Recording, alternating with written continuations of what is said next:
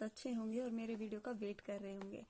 दोस्तों, आज का टॉपिक बहुत इंटरेस्टिंग है। मैंने इंग्लिश ग्रामर की जो मेरी प्लेलिस्ट है उसको कल परसों चेक किया तो मुझे लगा कुछ कमी है, और वो कमी ये थी कि उसमें एक भी वीडियो मेरा नरेशन पे, वॉइसेस पे, इन पे नहीं था। तो मुझे लगा कि ये होने चाहिए क्योंकि बहुत इंपॉर्टेंट टॉपिक हैं ये भी इंग्लिश ग्रामर के। तो इसके लिए मैंने आज आपको नरेशन समझाने का डिसाइड किया और ये वीडियो बनाने बैठी हूँ। तो आशा करती हूँ आपको पसंद आएगा, और ये बहुत ही इजी है, ये टॉपिक बहुत ज़्यादा मुश्किल नहीं है और ये इम्पॉर्टेंट है point of view of exams. तो आप लोगों को समझ में आएगा। कमेंट करते जाइएगा मुझे, जहाँ भी आपको समझ में ना आए मैं आपकी प्रॉब्लम्स को सॉर्ट आउट करने की कोशिश करूँगी। चलिए शुरू करते हैं। देखिए, नरेशन का मतलब होता है वर्णन करना, किसी भी चीज़ को एक्सप्लेन करना। लेकिन इंग्लिश ग्रामर में नरेशन हम उस टॉपिक को बोलते हैं जिसमें आप किसी की बात को हूबहू बोले या उसको अपने शब्दों में बोलें। तो किस तरह से आप शब्दों को यूज करते हैं उससे नरेशन बनती है। देखिए, उसमें दो चीजें बहुत इंपॉर्टेंट होती है, एक डायरेक्ट स्पीच और एक इनडायरेक्ट स्पीच। ठीक है, डायरेक्ट स्पीच जो होती है वो होती है कि आप किसी की बोली को, किसी के शब्दों को यूं का यूं किसी के सामने बता रहे हैं। जैसे एक सेंटेंस लेते हैं कि किसी ने कहा मैं दिल्ली जा रहा हूँ। ठीक है, मैं दिल्ली जा रहा हूँ। मोहन ने कहा मैं दिल्ली जा रहा हूँ। आप सुन रहे हैं ये बात और आपने किसी तीसरे व्यक्ति को ये बात बताई कि उसने कहा कि मैं दिल्ली जा रहा हूँ, यानी आपने सेम उन्हीं वर्ड्स का यूज किया, उन्हीं वर्ड्स को बताया जो उसने बोले थे। तो ये होती है डायरेक्ट स्पीच। लेकिन जब आप अपने शब्दों का प्रयोग करके उसी बात को कहते हैं, जैसे आप किसी तीसरे व्यक्ति को ये बताएं कि उसने कहा कि वो दिल्ली जा रहा है, यहाँ आपने उस मैं को वो में बदल दिया है। तो ये जो चेंज हुआ है ये इनडायरेक्ट स्पीच कहलाता है। ठीक है, आप अपने शब्दों का यूज करके बता रहे हैं, तो ये होती है इनडायरेक्ट स्पीच। चलिए, मेरे पास एक बुक है जिसमें बहुत अच्छे से एक्सप्लेन है, तो मैंने लिखने की कोशिश नहीं की, बहुत टाइम लगता। मैं इसी में आपको समझाना चाहूंगी, बहुत अच्छी बुक है और आपको अच्छे। चलिए शुरू करते हैं। देखिए, तो आज का टॉपिक आप समझ ही गए हैं, डायरेक्ट और इनडायरेक्ट स्पीच, नरेशन। किसी वक्ता के कथन को दो तरीके से हम कह सकते हैं, एक्सप्रेस कर सकते हैं, डायरेक्ट स्पीच, इनडायरेक्ट स्पीच। ठीक है, जो अभी बताया आपको मैंने। तो डायरेक्ट स्पीच जो होती है वो किसी स्पीकर का मूल कथन होती है, उसके हम ज्यों के त्यों उसी के शब्दों में व्यक्त करते हैं, तब उस कथन को हम डायरेक्ट स्पीच कहते हैं। और डायरेक्ट स्पीच के बारे में ये भी याद रखने लायक बात है कि उसको हमेशा इन्वर्टेड कॉमास में रखा जाता है। इन्वर्टेड कॉमास आप पहचानते होंगे ये, ठीक है, स्क्रीन पे भी देख सकते हैं। इसके अंदर उसके शब्दों को रखा जाता है। जैसे Rahul said to Shyam I am busy today. Ram ने श्याम से कहा मैं आज व्यस्त हूँ। तो ये डायरेक्ट स्पीच है जो ये इन्वर्टेड कॉमास के अंदर है, ये नहीं है। ठीक है, ये नहीं है रिपोर्टेड डायरेक्ट स्पीच। ये है स्पीच, मतलब वो शब्द जो कि इन्वर्टेड कॉमास के अंदर है। जो इन्वर्टेड कॉमास के बाहर है वो उसे कुछ और बोला जाता है, वो आगे आएगा, आप फिर देखेंगे। तो इस उपरोक्त सेंटेंस में स्पीकर के एक्चुअल वर्ड्स को बिना कोई परिवर्तन किए इन्वर्टेड कॉमास के अंदर रखा गया है, इसलिए ये डायरेक्ट स्पीच है। ठीक है, जब भी आप किसी सेंटेंस में ऐसा देखें कि कोई बात इन्वर्टेड कॉमास के अंदर रखी हुई है, तो आप कह सकते हैं उसको कि डायरेक्ट स्पीच है। अब इनडायरेक्ट स्पीच क्या होती है? जब किसी स्पीकर के मूल कथन में हम कुछ हेरफेर करके उसके आशय या सारांश को अपने शब्दों में व्यक्त करते हैं, तब उस कथन को इनडायरेक्ट स्पीच कहा जाता है। और इस इनडायरेक्ट स्पीच को इन्वर्टेड कॉमा के अंदर नहीं रखा जाता है। ठीक है, हम अपनी तरफ से वो बात किसी को बता दें कि वो कह रहा था कि वो जा रहा है, या राम श्याम से कहता है कि वो आज व्यस्त है, तो ये जो है ना, ये इन्वर्टेड कॉमास में नहीं रखी जाएगी, क्योंकि हम अपने शब्दों में इसको बता रहे हैं, same to same words use नहीं कर रहे हैं जैसा उसने कहा था। तो इसलिए ये होती है इनडायरेक्ट स्पीच, यानी अप्रत्यक्ष रूप से हम वही बात बता रहे हैं जो उसने कही थी, लेकिन सेम टू सेम नहीं बता रहे। ठीक है, तो इसको याद रखिएगा आप कि इनडायरेक्ट स्पीच और डायरेक्ट स्पीच क्या होती है। तो जब इनडायरेक्ट स्पीच बनती है तो ये कैसे बनती है? राम टोल्ड श्याम, वही ऊपर वाला ही है ये। राम ने श्याम से कहा दैट कि he was busy that day, कि वो उस दिन व्यस्त था। अब यहाँ उसने कहा था कि मैं आज बिजी हूँ। राम ने श्याम से कहा कि मैं आज व्यस्त हूँ। अब राम ने श्याम से कहा कि वह उस दिन व्यस्त था, मतलब उस दिन व्यस्त था। यहाँ पर क्या क्या बदल गया? बात का आशय तो वही है, सारांश वही है, उसका भाव वही है, लेकिन यहाँ क्या बदला, टुडे को दैट डे में बदल दिया, उस दिन की बात हो रही है, एम को वॉज में बदल दिया, यानी कि टेंस भी चेंज हो गया है। तो इसी तरह से नरेशन बनती है, इसी तरह से नरेशन चेंज होती है। आज हम बेसिक पढ़ेंगे, इसका पार्ट 2 में जरूर बनाऊंगी क्योंकि ये बहुत लंबा टॉपिक है और एक ही वीडियो में आप बोर हो जाएंगे।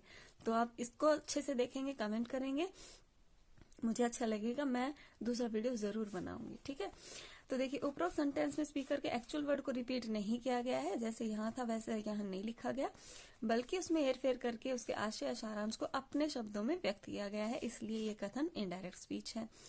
तो इस प्रकार हम देखते हैं कि इनडायरेक्ट स्पीच का प्रयोग होने पर कथन की भाषा में परिवर्तन हो जाता है, यानी भाषा कुछ बदल गई है, टेंस कुछ बदला है यहाँ पर। और ये परिवर्तन कैसे होता है, इसका अध्ययन ही हम नरेशन के रूल जो होते हैं उसके अंतर्गत करते हैं। तो रूल को एक्सप्लेन करने से पहले कुछ महत्वपूर्ण चीजें हैं जिनको याद रखना हमेशा जरूरी होता है, तो वो जरूर देखनी है। तो ये यहाँ पर है, देखिए पहली है रिपोर्टिंग वर्ब। अब रिपोर्टिंग वर्ब क्या होता है, इन्वर्टेड कोमा के बाहर जो सेंटेंस रहता है उसे रिपोर्टिंग, उसके वर्ब को रिपोर्टिंग वर्ब कहा जाता है। जैसे Ram said to Shyam I am busy today, जैसे राम ने श्याम को कहा कि मैं आज व्यस्त हूँ, तो यहाँ पर जो सैड है वो रिपोर्टिंग वर्ब है, ये सैड जो है ये रिपोर्टिंग वर्ब है। तो इसको हम डायरेक्ट स्पीच नहीं कहेंगे, डायरेक्ट स्पीच तो इन्वर्टेड कोमास के अंदर होती है, वो रिपोर्टिंग वर्ब जो कोमा के बाहर जो वाक्य है उसकी जो वर्ब है उसको रिपोर्टेड वर्ब कहेंगे। और रिपोर्टेड स्पीच जो इन्वर्टेड कोमास के अंदर सेंटेंस रहता है उसको हम रिपोर्टेड स्पीच कहेंगे, ये तो बता ही दिया था आपको।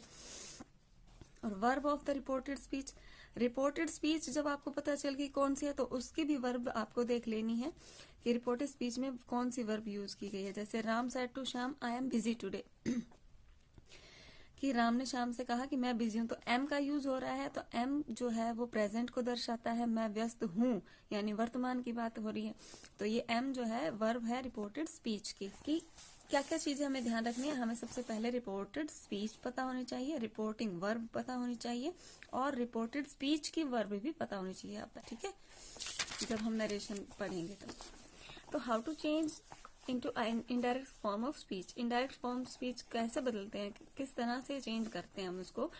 तो इसको चेंज करने के लिए कुछ जनरल रूल्स और कुछ स्पेशल रूल्स का सहारा लेना पड़ता है। जनरल रूल्स वैसे रूल्स को कहते हैं जो हर प्रकार के सेंटेंस के साथ लागू होते हैं, यानी कुछ कॉमन रूल्स होते हैं चेंज करने के, डायरेक्ट स्पीच को इनडायरेक्ट स्पीच में बदलने के लिए।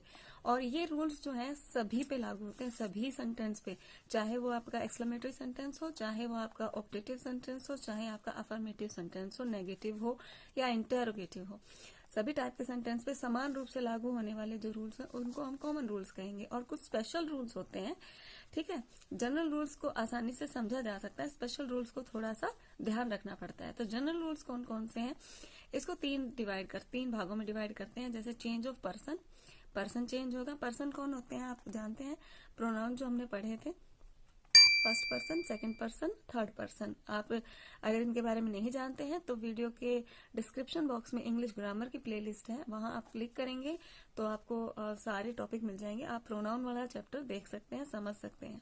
ठीक है, उसमें आपको पर्सन वाला पूरा पोर्शन मिल जाएगा। तो पर्सन को कैसे चेंज करते हैं, टेंस को कैसे चेंज करते हैं, change of other parts of speech, और जो उस वाक्य में अन्य चीजें बच गई है उनको कैसे चेंज करते हैं। ठीक है, तो change of person, change of person किस तरह से यूज होता है, मतलब व्यक्ति कैसे चेंज होते हैं। जैसे डायरेक्ट स्पीच को इनडायरेक्ट स्पीच में चेंज करने के लिए रिपोर्टेड स्पीच जो इन्वर्टेड कॉमास के अंदर होती है उसमें प्रोनाउंस को चेंज किया जाता है। ठीक है, और इसका बहुत ही एक मजेदार सा फॉर्मूला है जो हमारे टीचर ने हमें बताया था उस वक्त पे, वो आपको जरूर बताऊंगी वीडियो के लास्ट में, तो देखते रहिएगा टिल देन एंड।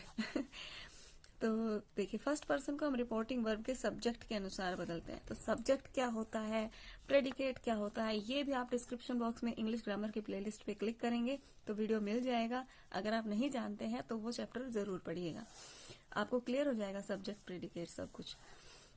तो फर्स्ट पर्सन को जो है हम रिपोर्टिंग वर्ब के सब्जेक्ट के अनुसार चेंज करते हैं, पहले पढ़ लेते हैं फिर आपको मैं उदाहरण से समझाऊंगी। सेकंड पर्सन को जो है हम रिपोर्टिंग वर्ब के ऑब्जेक्ट के अनुसार चेंज करते हैं, और थर्ड पर्सन को हम चेंज ही नहीं करते। तो फर्स्ट पर्सन होता है आई वी, सेकंड पर्सन होता है यू योर योर्स, और थर्ड पर्सन होता है he she it they them their. ठीक है, तो थर्ड पर्सन जो होते हैं वो कभी चेंज नहीं होते, कहीं भी हो। फर्स्ट पर्सन को रिपोर्टिंग वर्ब के सब्जेक्ट के अनुसार चेंज करते हैं। और देखिए ये फॉर्मूला आई था जो हमारे टीचर्स ने हमें बताया था, उन्होंने सन बटे 123 का फार्मूला दिया था, तो लेकिन यहाँ पर 123 बटे सन है, आप इस तरह भी याद कर सकते हैं। यानी फर्स्ट पर्सन सब्जेक्ट के अनुसार, first subject, second person object के अनुसार, और थर्ड पर्सन नो चेंज। ठीक है, इस तरह से आप याद रखेंगे। तो यहाँ फर्स्ट का मतलब है फर्स्ट पर्सन, इसका अर्थ है सब्जेक्ट, ये चेंज होता है सब्जेक्ट के अनुसार। सेकंड का मतलब है सेकंड पर्सन, ओ का मतलब है ऑब्जेक्ट, यानी सेकंड पर्सन ऑब्जेक्ट के अनुसार चेंज होता है। और थर्ड का मतलब है थर्ड पर्सन, एन का मतलब है नो, यानी कि चेंज नहीं होता है। ठीक है, अच्छा एक बात ध्यान रखने की है, पर्सन चेंज करने पर इसका नंबर और केस वही रहता है जो इन्वर्टेड कॉमास के अंदर रहता है। यानी आप पर्सन चेंज करेंगे, आई का आप मी बना देंगे, ठीक है, ही का हिज बना देंगे, लेकिन उसका नंबर और केस वही रहेगा, वो नहीं चेंज होगा। ठीक है, आगे आता है चेंज ऑफ टेंस। अब चेंज ऑफ टेंस जब हम पढ़ेंगे तो बहुत लंबा ये टॉपिक है, इसके लिए मैं आपको नया वीडियो देने वाली हूँ, और ध्यान से शुरू से फिर से एक बार अच्छे से देखेंगे, बहुत अच्छा से आपको समझ में आ जाएगी सारी नरेशन। तो आई होप आपको ये आज का वीडियो पसंद आया होगा। आप मेरे अगले वीडियो का जरूर वेट कीजिएगा, मैं जरूर से बनाऊंगी आपके लिए, क्योंकि मुझे ये टॉपिक पर्सनली बहुत पसंद है। साथ ही डिस्क्रिप्शन बॉक्स को चेकआउट जरूर कीजिएगा, आपके कोई साथी को इसकी जरूरत है शेयर कीजिएगा उसे, और वीडियो को अभी तक लाइक नहीं किया है तो लाइक कर दीजिए, सब्सक्राइब नहीं किया है तो चैनल को सब्सक्राइब करके बेल बटन को हिट करें, फिर ऑल पर क्लिक करें, ताकि आपको इतने अच्छे अच्छे सारे वीडियोस मिल सकें, आप अच्छे से पढ़ाई कर सकें। और हाँ, जरूर से शेयर कीजिएगा, कमेंट करके मुझे बताइएगा वीडियो कैसा लगा।